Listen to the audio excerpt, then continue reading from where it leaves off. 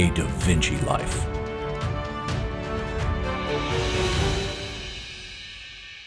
How much do you need to know about aerodynamics, physics, or mechanics when you jump like this?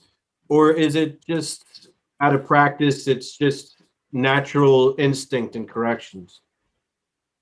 I think the more you know, the better, for sure. I mean, I work with physicists to figure these things out. I don't, and a lot of the stuff that I work out with the physicist, I actually knew it anyway, but I need to see it proved and need to be reminded of it too. Yeah. And once you get reminded of it, you realize the importance of it. So Mm-hmm. I would have overlooked a lot of the equations and a lot of the things going on if I hadn't have had an expert's opinion.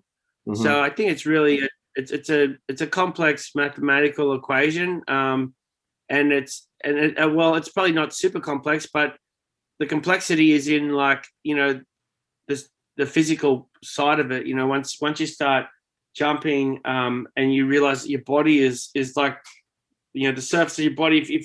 If one arm's longer than the other arm and your chest is like a little bit tweaked, it's going to put you into a sideways rotation. So, the deal with the motorcycle and doing the jumps that I do, it's not designed to do it, So Yeah. That's the biggest. Hey, sorry, I got one of the kids here at the door. That's the That's biggest right. issue with doing those jumps is you're doing something on a tool that's not designed for it. And any Mhm. great craftsman knows that's just stupid. You don't use a pair of pliers as a hammer, although people do, but Yeah. you wreck your pliers and you risk wrecking your job as well. So that's kind of what we're doing. We're flying this massive jump on something that's not designed to fly, but it's exciting and it's it's a rush for sure, and it definitely gets the cogs working for me for sure, and it's definitely doing all that stuff that I've done in the past has helped me get the outlook I have for what's coming tomorrow. Mm-hmm. What type of modifications do you make to the bike to at least help it along a little bit, or at least keep it in one piece at the end of the day?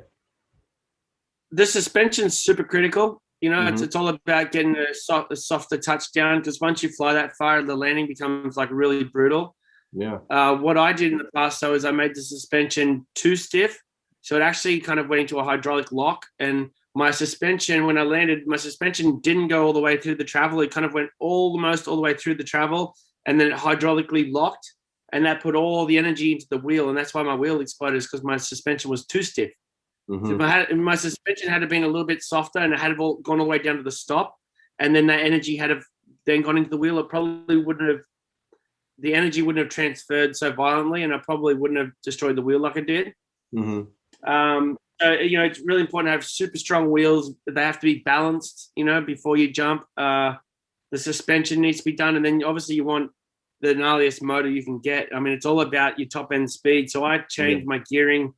I think my ratio was something like 15-43. So 15 on the front sprocket and 43 on the rear. And that's, I mean, it's hard pressed to take off. And you almost need a push start to get going in first gear. It's so long geared, but you need it. You need a long run up, and but they're the main things: just the suspension, the gearing, the engine itself, and then your wheels.